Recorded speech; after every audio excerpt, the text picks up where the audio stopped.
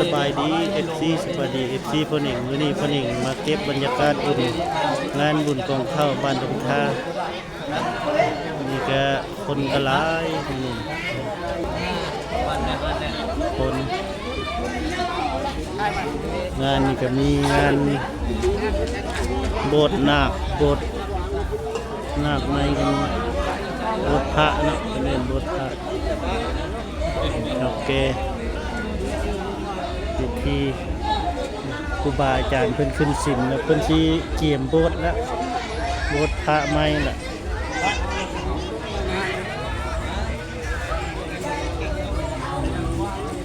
ตัวน้อย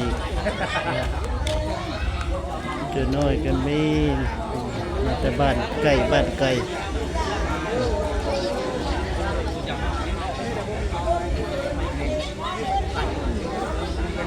การงานบุญคนไม่ได้หลาย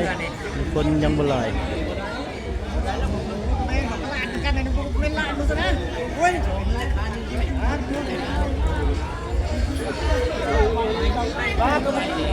อยากให้เป็นล้านกระโดดไปคิดเหมือนกันโอเคแนวโฮมเป็นกำลังจัดเกียรติ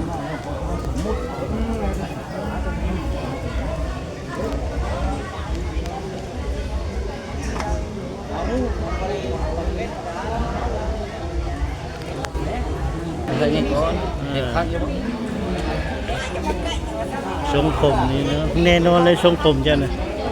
ทรงผมจ้ะแน่นอนแล้วคาราบาวได้เนี่ยอยากได้ปะอยากได้ครับกระจงเอาแล้วเขียดดงท่ามีแต่เจ้าเลย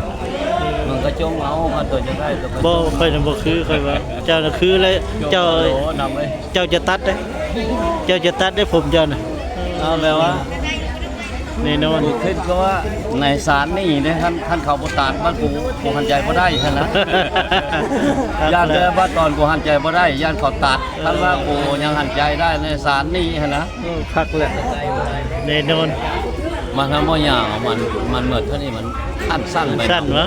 สั้นไปนะมันล้นติมันล้นบรรยากาศเฮเบงบ้านดงทาบุญกองข้าวบรรยากาศเฮ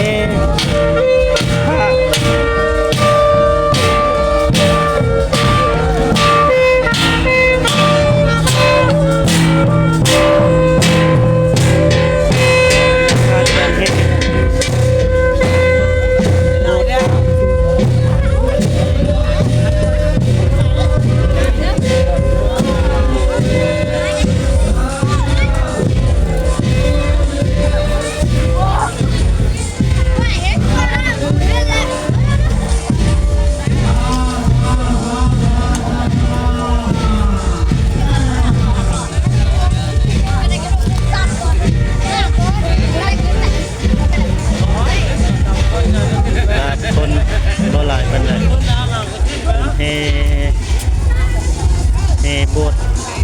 โบสถ์เจนะครับอันนี้งานพิธีโบสถ์พระใหม่อยู่บ้านดงทาพุทธสิมาบ้านดงทานี่เด้ผู้ที่เพิ่นที่โบสถ์เป็นพระใหม่กันเพิ่นกำลังแต่ง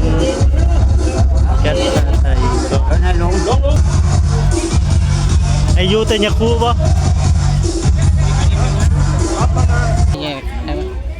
ใช่ไอ้เก่งใครเอาสะบัดโอ้สมจิตก็